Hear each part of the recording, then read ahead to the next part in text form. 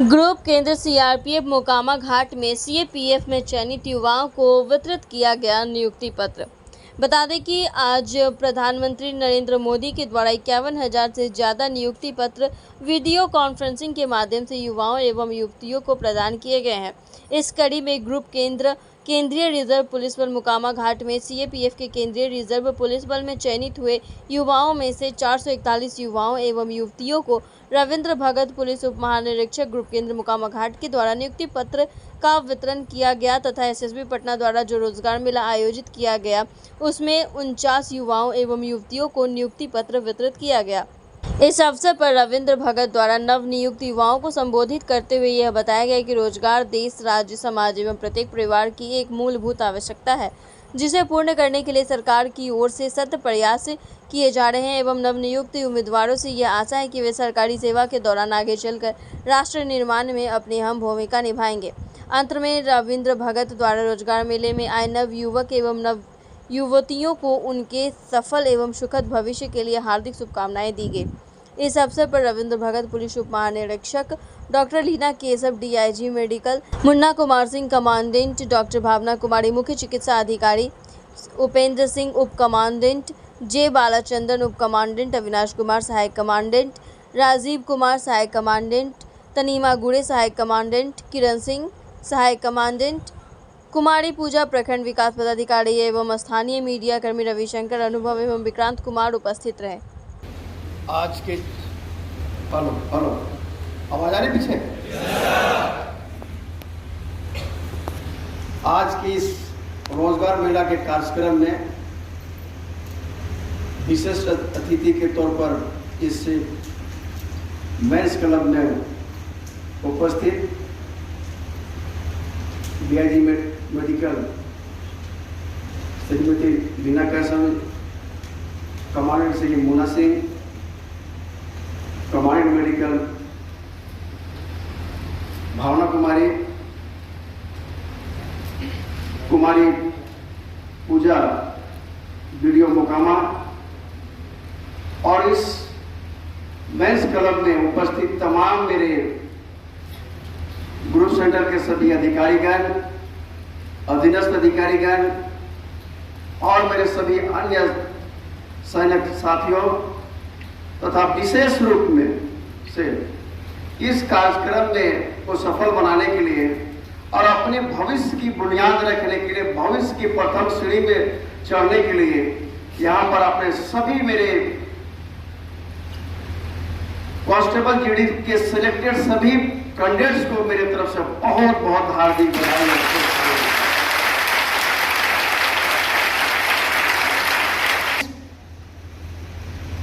Group centre के mains club का एक इतिहास रचा जा रहा है, जिसमें कि अभी तक आप सभी ने केंद्रीय रिजर्व पुलिस बल ही नहीं, पूरे पारामिलिट्री फोर्स के लिए अपनी मेहनत जद्दोजहद के साथ एक शुरुआत किया था। उसके अंतिम चरण में आप यहां पहुंचे हुए हैं। उस अंतिम चरण के तौर पर अपनी भविष्य, अपनी एक जिंदगी का शुरुआत जो करने जा रहे हैं, वो ये मेरे लिए बहुत महत्वपूर्ण और बहुत मेरे लिए एक गर्व का विषय, और गर्व से हम लोग यहाँ पर सभी लबालब हैं।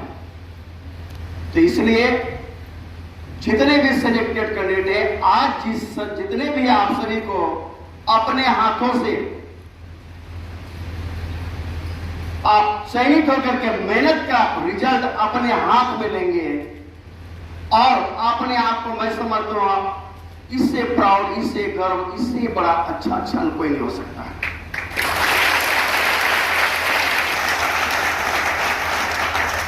हर कोई मुझे एक दिन ये बनना है, मैं समझता हूं इसमें से जितने भी यहां पर उपस्थित हैं सभी ने अपना एक सपना देखा था कि मैं भी एक दिन एक भारत का सोल्जर, एक भारत के एक सिपाही के तौर पर एक वर्दी पहनूंगा, और आज आपके सामने ही दिखाई दे रहा है। वे आज के बाद आप वर्दी के हकदार, वर्दीधारी बन जाएंगे ना?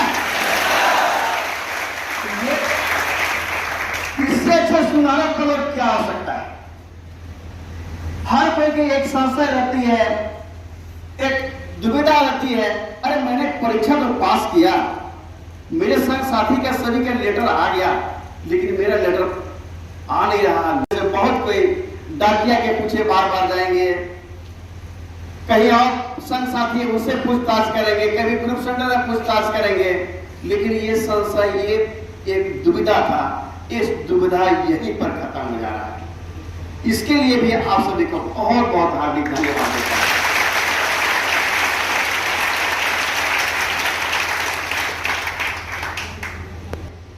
इस ग्रुप सेंटर का डीआईजी के बतौर डीआईजी के तौर पे यहाँ पर हेडिंग कर रहा हूं, और उस नाते आप सभी इस पारामिलिट्री फोर्स से जुड़ रहे हैं, जुड़ गए आप। इसलिए मेरा भी एक अहम कर्तव्य बनता है कि आप जिस कार्य के साथ, जिस ड्यूटी के साथ, जिस डिसिप्लिन के साथ जुड़ने जा रहा है, मैं उसको जरूर आपके दिलो दिमाग में एक खाका रखना चाहता हूं, जिससे कि किसी के साथ जान रहे तो अच्छी बात है, लेकिन अनजाने में उसके साथ कोई ऐसा गलती, ऐसा कोई काम नहीं करे जिससे कि जो आज यहां पर अपनी एक कैरियर का, अपना भविष्य का ये एक पायदान जो चल रहा है, वहां आगे चल के कहीं पर ना डगमगाए और उससे सफल होए और उसे निखार आए और तरक्की करे। ये चीज का मैं जरूर आपके दिलो दिमाग में डाल देना चाहता हूं। मुझे एक चीज तो कहते हुए कहीं मुझे संकोच नहीं हो रहा है, आप इतने मेहनत से यहां पर आए हो, उसमें से कई सारे आपको परीक्षा में पास करके आना पड़ा है। पहले तो अपना एप्लीकेशन आवेदन किए, आवेदन के बाद कॉल लेटर आई, कॉल लेटर के बाद आपका फिजिकल आए, फिजिकल पास किए, रिटन पास किए, मेडिकल पास किए, उसके बाद यहां पर तक पहुंचे हुए हैं। इसको पाने के लिए, इसे करने के लिए कितनी मेहनत लगा है, मैं आज ही अपने दिमाग में डाल देना चाहता हूं। इस मेहनत को हमेशा अपनी कंप्यूटर में हमेशा दिमाग में डाल के रखना है कि मुझे इस चीज को पाने के लिए, इस सिपाही पद को पाने के लिए कितनी मेहनत करना पड़ा है। हमेशा अगर इस चीज को मेहनत में अगर दिमाग में रखेंगे, आपके आगे चलकर किसी भी तरह का ड्यूटी हो, चाहे डिसिप्लिन हो, चाहे आपका जिम्मेदारी है, उससे कभी नहीं भटकेंगे। मैं इसलिए इस चीज को रखना चाह रहा हूं क्योंकि एक बार नौकरी मिलने के बाद अगर इस चीज से कोई भटक जाता है, अपने ड्यूटी डिसिप्लिन, अपना एक बिहेवियर को अगर उसमें अगर चेंज करता है, अगर उसमें डेविएशन आती है, तो कहीं ना कहीं उसको आगे बढ़ने में उसके लिए मददगार, चाहे उनके लिए बहुत बड़ा बाधा बन जाता है। आज से आप एक डिसिप्लिन फोर्स का मेंबर बन चुके हैं, चाहे किस केंद्रीय रिजर्व पुलिस बल हो, चाहे बीएसएफ हो, आईटीबीपी हो, सीआईएसएफ, किसी से भी। लेकिन सबसे बड़ा अहम कर्तव्य और अहम जिम्मेदारी आपका बनता है कि आप जिस फोर्स के लिए आप यहाँ पर भर्ती होकर आए, उसके प्रति आपका ईमानदारी, आपका वफादारी, आपका एक डेडिकेशन, आपका उसके प्रति एक समर्पण होना चाहिए। अगर इस चीज को हमेशा आप मेंटेन करके चलेंगे तो आपको आगे बढ़ने में और आगे सुर्खियों तक पहुंचने में कोई नहीं रोक सकता है। ये मेरा दावा है।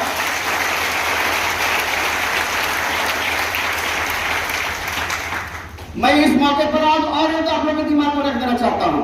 आप कभी अब एक सिपाही के तौर पर आपको एक यहाँ पर एक अवसर और एक मौका मिल गया, लेकिन आप यह सिपाही तक ही नहीं है।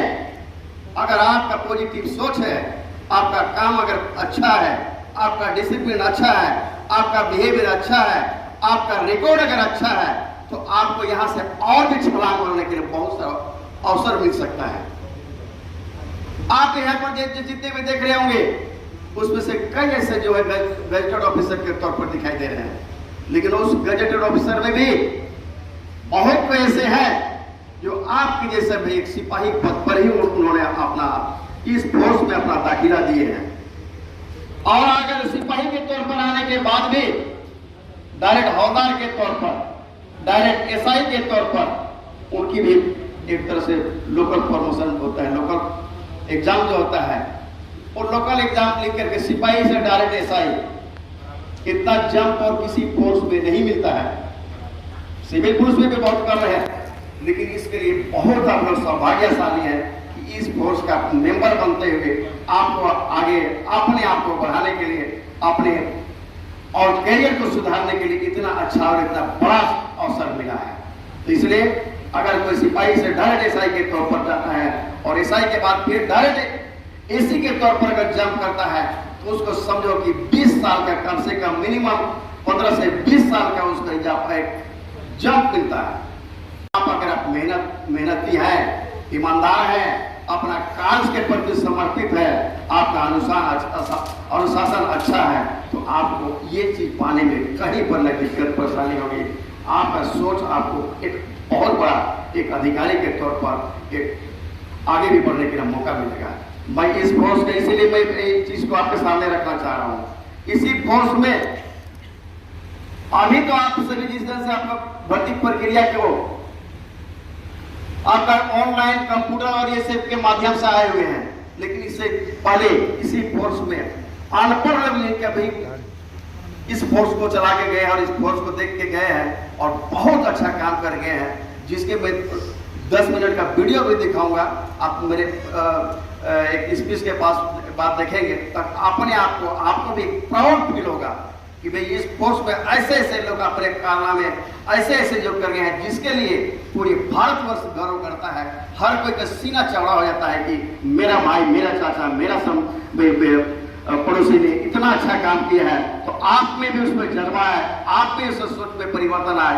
मेरा ये कहने का मैं तात्पर्य है और मैं ये चीज को आपको सामने रखना चाहता हूँ, बताना चाहता हूँ।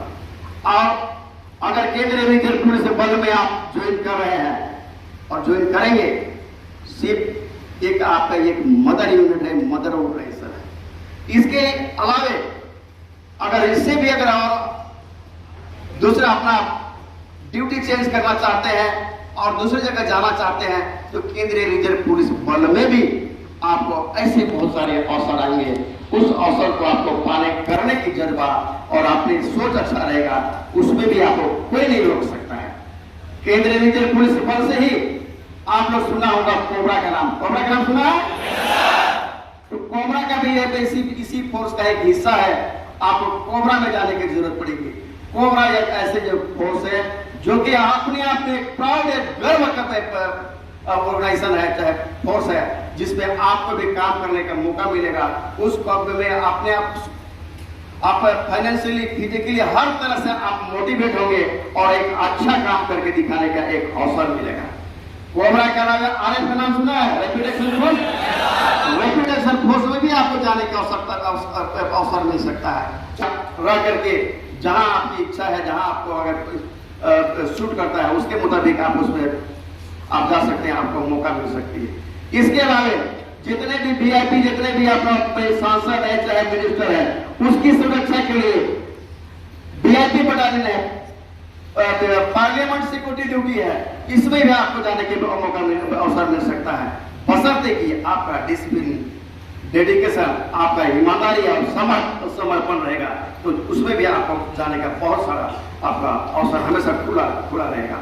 इसके अलावा आपका एनडीआरएफ है, एनएसजी है, एसडीजी है, एसपीजी है, आईबी है, सीबीआई है, ऐसे जगह भी आपको जाने का मौका मिल सकता है, बशर्ते कि आपका सोच अच्छा हो, आपका डिसिप्लिन अच्छा हो, आपका रिकॉर्ड अच्छा हो। रिकॉर्ड तभी अच्छा रह सकता है, आप उसके लिए उतने ही आप अपने समर्पित डेडिकेटेड रहेंगे। आज पीएम मोदी साहब का भाषण में सुनेंगे, सुने ना?